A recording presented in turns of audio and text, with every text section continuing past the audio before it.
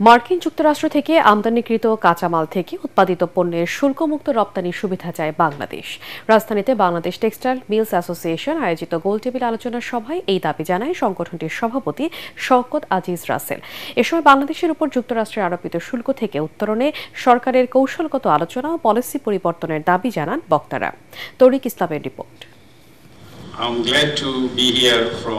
বাংলাদেশের রপ্তানির উপর মার্কিন শুল্ক আরোপ ও তার উত্তরণের পথ নিয়ে আলোচনা করতেই এই গোলটেবিল আলোচনার আয়োজন করে Bangladesh textile mills association BTMA। আলোচনায় অংশ নেয় ব্যবসায়ীদের শীর্ষ সংগঠন FBCCI, পোশাক রপ্তানিকারকদের সংগঠন BGMEA সহ বিভিন্ন ব্যবসায়ী সংগঠনের প্রতিনিধিরা। আলোচনায় দীর্ঘমেয়াদে সংকট কাটাতে বাজার ভিত্তিক সমাধান ও সরকারের নীতি পরিবর্তনের দাবি জানান ব্যবসায়ী প্রতিনিধিরা। ডেফিনেটলি আপনি যদি ইউএস ট্যারিফ বিষয় আসেন, অবশ্যই ডিপ্লোম্যাটিক চ্যানেলে সবচেয়ে বড় কাজটা করতে হবে।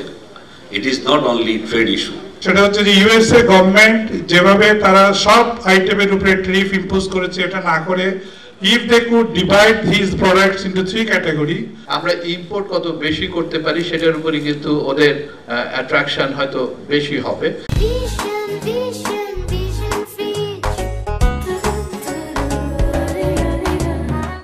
এ সময় নতুন করে মার্কিন শুল্কের নেতিবাচক দিক তুলে ধরেন BTMA সভাপতি। দাবি জানান মার্কিন বাজারে পণ্য রপ্তানিতে অস্ট্রেলিয়ার মতো শুল্কমুক্ত বাণিজ্য সুবিধার। আমরা যদি কনভিন্স করতে পারি যে আমেরিকান কটন দিয়ে তৈরি করা পোশাক তুমি আমাকে প্রেফারেন্সিয়াল ডিউটি ফ্রি অ্যাক্সেস দাও, এটা যে অবাস্তব তা না, অস্ট্রেলিয়া অলরেডি আমাদেরকে দিয়েছে। দেশীয় প্রতিষ্ঠানের সক্ষমতা ও দক্ষতা বৃদ্ধির মাধ্যমে আন্তর্জাতিক বাজারে সুবিধা নিতে সরকারের নীতি ও কৌশলগত সহায়তার দাবি জানান ব্যবসায়ী নেতারা। তরিক ইসলাম, ATN বাংলা, ঢাকা।